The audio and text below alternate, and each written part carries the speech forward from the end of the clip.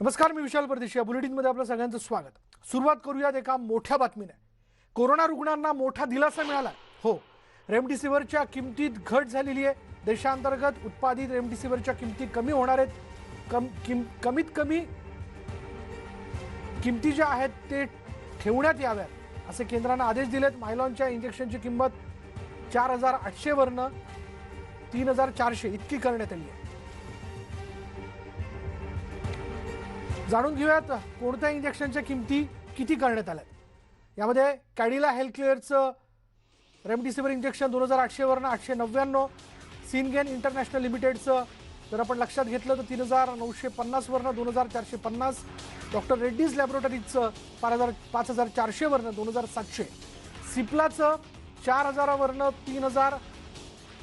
मायलॅन फार्मास्युटिकल्सचं 4,800 वरनं 3,400.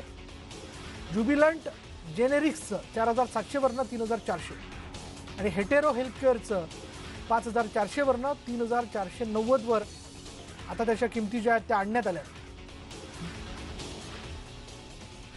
बोलूयात आमचे प्रतिनिधी प्रफुल्ल साळुंखे आपल्याबरोबर आहेत. प्रफुल्ल, सध्या आपण बघतोय की रेमडेसिवीरचा साठा हा काही ठिकाणी कलेक्टरच्या अंतर्गत आणण्यात आलेला आहे, तर काही ठिकाणी एफडीएच्या हातात तो आहे. अशावेळी ब्लॅकमध्ये बहुतांशी रुग्णांचे नातेवाईक 10,000 20,000ला 2 इंजेक्शन विकत घेताना दिसत आहेत, 1 इंजेक्शन विकत घेताना दिसत आहेत. केंद्राने हे दर कमी करणं निश्चितच मोठा दिलासा म्हणायचा का?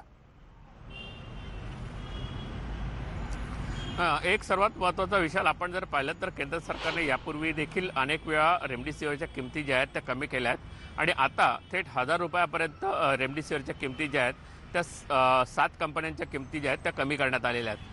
या सगळ्या जरी गोष्टी पाहिल्यात तर या किमतींचा खऱ्या अर्थानं जो फायदा होतो तो म्हणजे सरकारी हॉस्पिटलमध्ये जे रुग्ण आहेत त्यांना जे रेमडेसिवीर दिलं जातं ते बऱ्याच वेळा मोफत तर आहे आणि सर्वात महत्त्वाचं म्हणजे काही ठिकाणी त्याची किंमत ही खरेदी दरानेच या ठिकाणी केली जाते. पण राज्यामध्ये खूप मोठ्या अशा प्रमाणात रेमडेसिवीर जे आहे ते खाजगी मेडिकल स्टोअर्स असेल किंवा इतर काही मेडिकल स्टोअर्समध्ये विकलं जातं आहे, ते खूप चढ्या दराने विकलं जातं आहे. त्यामुळे याला देखील चाप बसणं जे आहे ते अत्यंत गरजेचं आहे. पण एक दिलासा जो आहे तो केंद्र सरकारने या ठिकाणी दिलेला आहे की कंपन्यांकडनं जे दर या ठिकाणी लावले जातात ते अतिशय कमी केले आहेत आणि साधारणतः 7 कंपन्या ज्या आहेत त्यांचे दर 1,000 रुपयाने जे आहेत ते कमी करण्यात आलेले आहेत. पण याला आपण विथ इमिजिएट इफेक्ट म्हणजे त्वरित याची अंमलबजावणी ही केव्हापासून असेल? विशाल, एक सर्वात महत्त्वाचं आहे की जो पुरवठा राज्य सरकारला करायचा आहे या कंपन्यांना तो कदाचित या दराने होईल का हे अत्यंत महत्त्वाचं आहे. केंद्र सरकारने ही किंमत ठरवून दिलेली आहे, पण त्याच दराने खाली रुग्णांना ते मिळेल का हे अत्यंत पाहणं महत्त्वाचं आहे. त्यामुळे राज्य सरकारचं पण आता कर्तव्य राहील की कमीत कमी दरामध्ये या रेमडेसिवीर रुग्णांना मिळतील आणि याचा काळा बाजार होणार नाही याची देखील दक्षता घेण्याची जबाबदारी आता राज्य सरकारकडे येईल. धन्यवाद प्रफुल्ल या सगळ्या माहितीबद्दल. तुर्तास आपण बघतोय केंद्रानं हा रुग्णांना दिलासा दिलाय की रेमडेसिवीरच्या ज्या किमती आहेत ते कमी करण्याचे आदेश दिलेत, त्याबद्दलचं पत्रकच त्यांनी काढलेलं आहे. बघूयात आता याची अंमलबजावणी नेमकी केव्हा केली जाते. आणि मुळात मुख्य मुद्दा आहे तो रेमडेसिवीरचा साठा जो आहे रोजच्या मागणीप्रमाणे उपलब्ध करून देणं. पुढे पाहूयात या संदर्भातली एक महत्त्वाची बातमी. बघा, म्हणजे काळा बाजार तर रेमडेसिवीरच्या बाबतीत होतोच आहे, पण बघा इथे काय करण्यात आलं. रेमडेसिवीरच्या बाटल्यांमध्ये पॅरासिटामॉलचं लिक्विड टाकण्यात आलं आणि त्याची भेसळ करून या बाटल्यांची विक्री बारामतीतील काही भागांमध्ये चढ्या दराने ब्लॅक मार्केटच्या दराप्रमाणे केली जात होती आणि ही धक्कादायक घटना उघडकीस आली. पोलिसांकडून 4 अटक करण्यात आली आहे. या इंजेक्शनची विक्री करणाऱ्या तरुणाला अटक केल्यानंतर हा सगळा प्रकार जो आहे तो उघड झाला. त्यामुळे सावध राहा. बऱ्याच वेळेस आपल्या रुग्णाला तातडीने रेमडेसिवीर लागते म्हणून आपण काही लोकांशी संपर्क करून त्यांच्याकडनं चढ्या दराने जे विकत घेतो, पण ते रेमडेसिवीरच असेल याची काही एक शाश्वती नाही. त्या दोघांनाही पोलिसांनी ताब्यात घेतलं असता त्यामध्ये 2 रेमडेसिवीरच्या इंजेक्शनच्या बॉटल्स वेल्स त्यामध्ये मिळाल्या. त्या पाहणी केल्या असतात. त्याच्यामध्ये त्या बॉटलच्या वरच्या रबरमध्ये छिद्र असल्याचं दिसलं. त्यामुळे त्यांच्याकडे पोलीस स्टेशनला आणून चौकशी केली असता सदरच्या बॉटल ह्या ओरिजिनल आहेत, परंतु त्यामध्ये पॅरासिटामॉल च्या व्हाईल त्याच्यामध्ये टाकण्यात आले असून ह्या डुप्लिकेट आहेत हे आरोपीकडून निष्पन्न झालं असतात. याबद्दल बोलूयात. आमचे प्रतिनिधी जितेंद्र जाधव आपल्या बरोबर आहे. जितेंद्र, खरं तर एक खूप चांगली म्हण आहे की कुठलाही म्हणजे गोंधळाचा काळ किंवा संकटाचा काळ ही एक संधी असते, पण अशा पद्धतीने त्याचा फायदा घेतला जावा म्हणजे ही सपशील फसवणूकच आहे.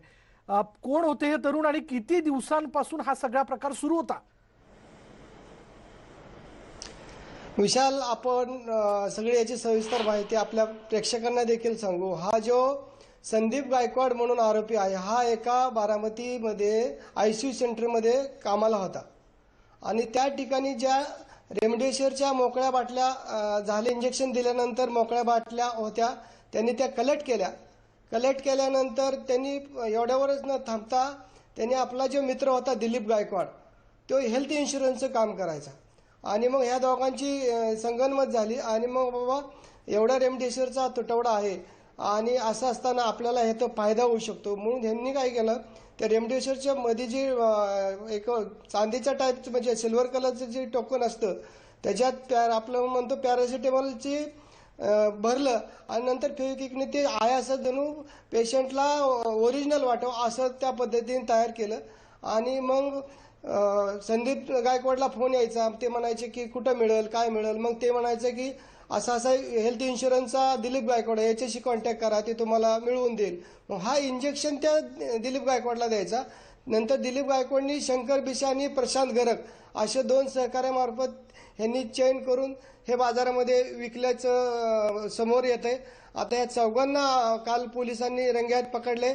त्यांच्याकडे अशाच प्रकारचे 3 इंजेक्शन मिळून आले, ते देखील पोलिसांनी जप्त केलेले आहेत. उद्या त्यांना न्यायालयामध्ये हजर करणार आहेत. आता अशाच प्रकारची चैन राज्यात कुठं कुठं चालती, संदीप गायकवाडला हा सल्ला कुणी दिला ह्याचा देखील आता बारामतीचे पोलीस जे पोलीस उपाधीक्षक आहेत नारायण शिरवाकर हे याचा तपास करीत आहेत आणि याचा आता रॅकेट कुठं कुठं आहे हे देखील शोधण्याचं काम ते करीत आहेत. विशाल, साधारण किती दराने या इंजेक्शनची ते विक्री करायचे? विशाल, सुरुवात त्यांनी 10,000पासून केली, नंतर त्यांनी 15,000 रुपयाला हा आकडा ठेवला होता आणि काल 15,000 रुपयाला ते देणार असल्याचे सिद्ध झाल्यानंतर 2 इंजेक्शन ते 15,000 रुपयाला देणार होते, म्हणजे असे 30,000 रुपये त्यांना मिळणार होते. असे ती रक्कम आणि 2 इंजेक्शन पोलिसांनी हस्तगत केलेत. विशाल, धन्यवाद जितेंद्र या सगळ्या माहितीबद्दल. त्यामुळे सावध व्हा. हो, निश्चितपणे आपल्या रुग्णाला रेमडेसिवीर हवंय म्हणून सध्याला आपण धावपळ करत असाल आणि त्या अनुषंगाने कुठल्या तरी एका नेटवर्कमधनं आपल्या आप्तेष्टाच्या माध्यमातून, मित्राच्या माध्यमातून कोणापर्यंत तरी पोहोचत असाल जो तुम्हाला रेमडेसिवीर उपलब्ध करून देईल असं आश्वासित करत असतो. पण ते रेमडेसिवीर असेलच याची काही एक गॅरंटी नाही. हे बारामतीत घडलंय, हे इतर ठिकाणी घडत असावं. पुढे पाहूयात. पंतप्रधान नरेंद्र मोदींची आढावा बैठक जी आहे ती सुरू आहे. देशातील कोरोना परिस्थितीचा यामध्ये ते आढावा घेणार आहेत.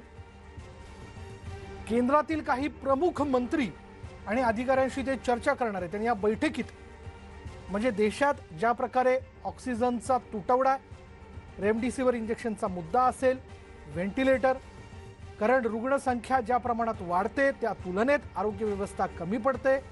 दिल्ली, मध्यप्रदेश, भोपाळ, मध्य प्रदेशमधलं भोपाळ आणि त्याचबरोबर गुजरात, महाराष्ट्र आणि इतरही राज्यांमध्ये कोरोनाच्या विषयाला घेऊन भयानक परिस्थिती आहे. त्यामुळे केंद्राकडनं त्वरित काय केलं जाऊ शकतं याबद्दल ही बैठक जी ती घेतली जाते.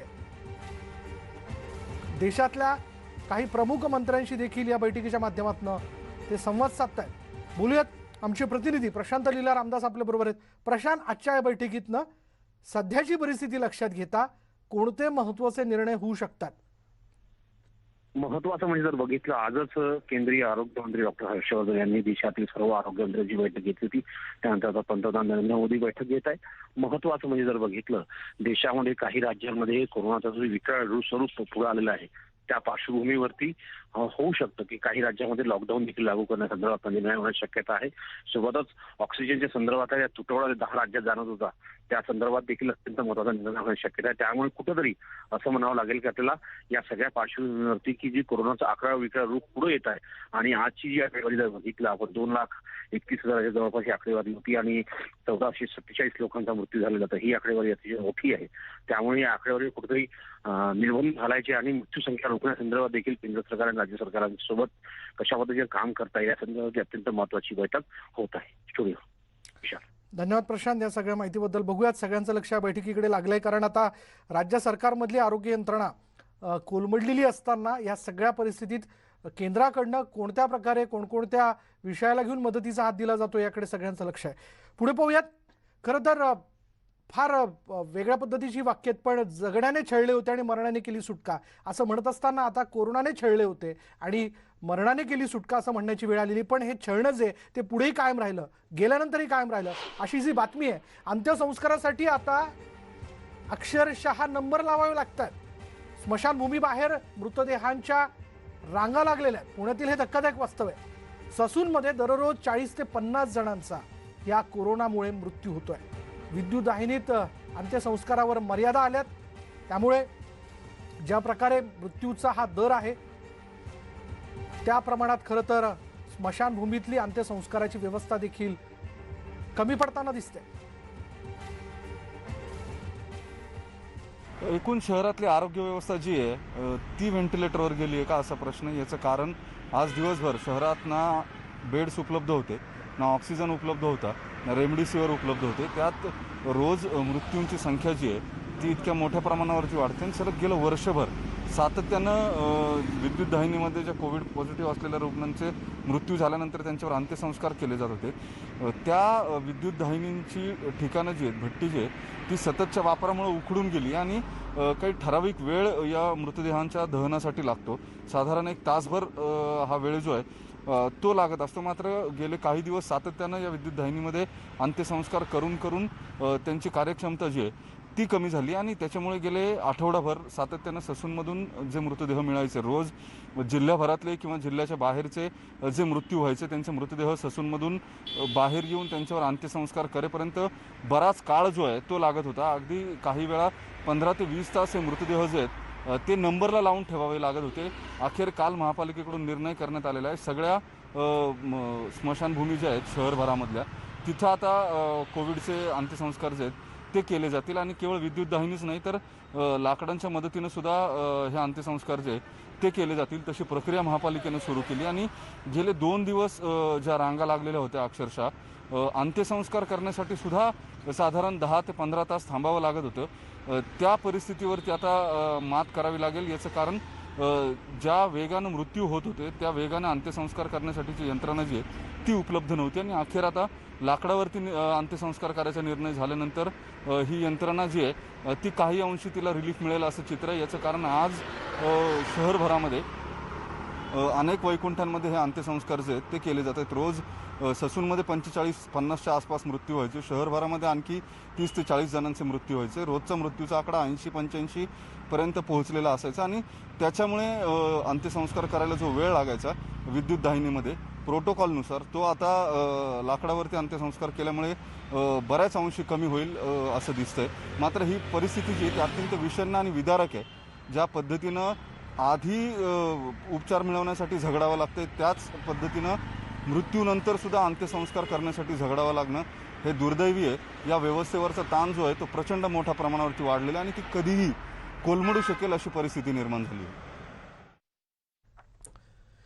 ही परिस्थिती केवळ पुण्यापुरतच मर्यादित नाही. आता मुंबईबद्दल बघा ना, मुंबईत कोरोना रुग्णांच्या संख्येत वाढ झाल्यानं स्मशानभूमीत अंत्यसंस्कारासाठी वेटिंग सुरू झालंय.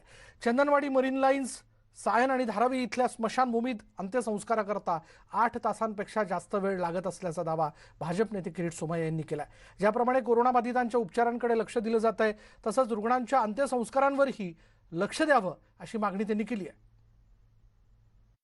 आज चंदनवाडी, मरीन लाईन व सायन स्मशानाची पाहणी केली. 8-8, 10-10 तास मृतदेहांना अंतिम संस्कारसाठी उभं राहावं लागतं. एका पाठोपाठ एक लाईनीत मृतदेह आहेत. कोविड मृत्यू प्रचंड गतीने वाढत आहे. त्यांच्या अंतिम संस्कारासाठी पण सरकारने लक्ष द्यावं लागणार. यानंतर वेळ झाली का ब्रेकची. ब्रेक घेऊयात. पहा फक्त न्यूज 18 लोकमत.